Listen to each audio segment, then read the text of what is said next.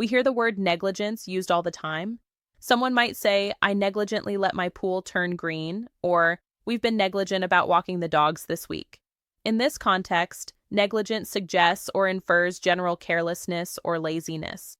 But in personal injury law, negligence has a very specific meaning. Understanding Arizona negligence law is essential to building a successful personal injury claim. If you've been injured in a car crash, bike collision, pedestrian accident, or another type of incident in Chandler or the East Valley, here's what you need to know about negligence. Negligence is the failure to act with the level of care that a reasonably careful person would use under the same circumstances. A person can be negligent through actions, e.g., running a red light, or omissions, e.g., failing to repair a dangerous bicycle component. Intent to harm isn't required. The focus is on whether the conduct lacked reasonable care, ordinary versus gross negligence. Most injury claims involve ordinary negligence. In some settings, a higher showing, gross negligence, is required. Gross negligence considers both what the person did and what they knew or should have known.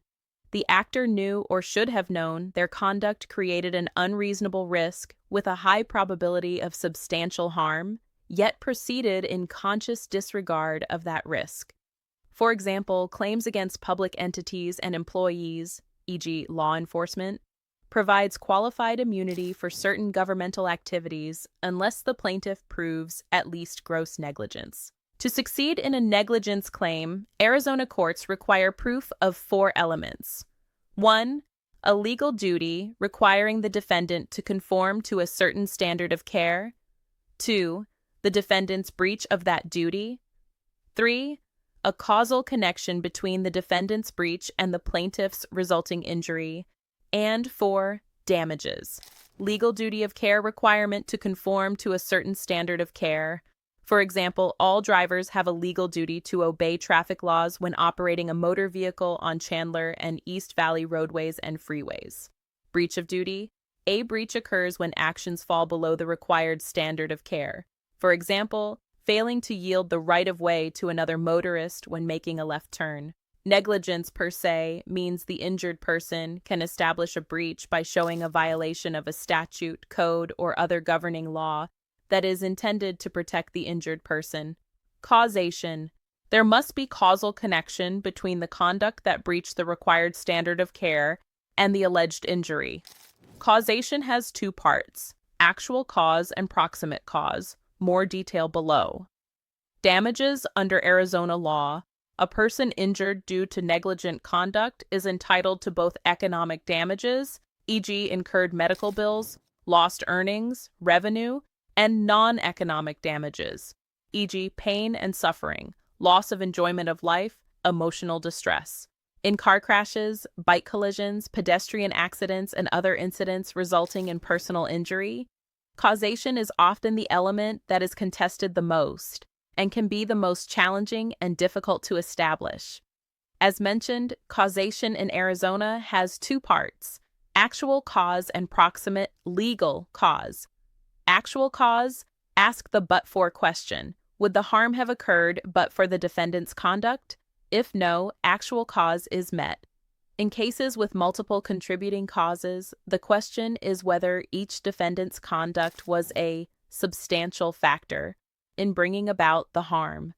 For example, a driver heading home from a tire shop is driving excessively fast on the freeway, loses control of his or her vehicle due to an improperly installed tire, and slams into another vehicle causing injuries. Both the driver and tire shop's negligent conduct were substantial factors in bringing about the injuries. Proximate cause, legal cause. The harm must follow in a natural, continuous sequence from the conduct. An intervening act that is unforeseeable breaks the chain, and it cuts off liability between the negligent conduct and final harm.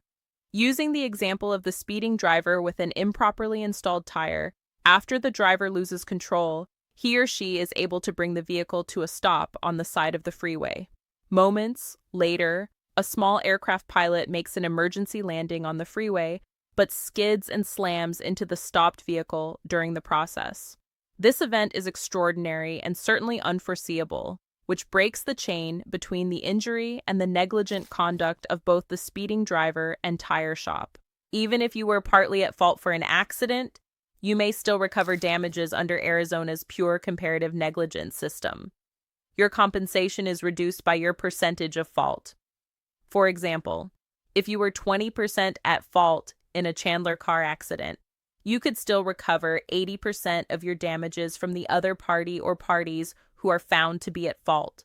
Negligence cases are rarely straightforward. Insurance companies will often argue that your injuries and symptoms are pre-existing. The crash wasn't the actual cause of your injuries. Your damages aren't reasonable or necessary. An experienced personal injury lawyer can anticipate these defenses. As former insurance adjusters and insurance defense attorneys, we know how to frame the issue and position the case to negate these type of auto insurance arguments. Most Arizona personal injury claims must be filed within 2 years of the incident.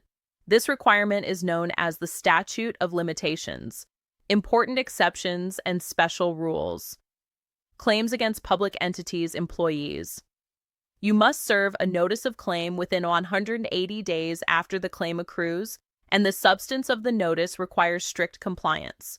If you're a minor or legally incompetent, that 180-day period starts when the disability ends. If not resolved after serving a notice of claim, a lawsuit must be filed within 1 year of accrual. Claims created by statute, not existing at common law. These typically have a 1-year limitations period, e.g., certain statutory liabilities. Uninsured, underinsured motorist, UM/UIM, claims you must give your automobile insurer written notice of a UM or UIM claim within 3 years of the accident. After giving that notice, you must file suit or request arbitration within 3 years of the notice if your UM/UIM claim has not settled. If you've been injured in Chandler, Gilbert, Mesa, Tempe, or anywhere in Arizona, contact Chandler injury lawyer Paul Ticen at 480-646-9382 for a free consultation. We provide low-volume, high-attention representation so you receive the personalized guidance your case deserves.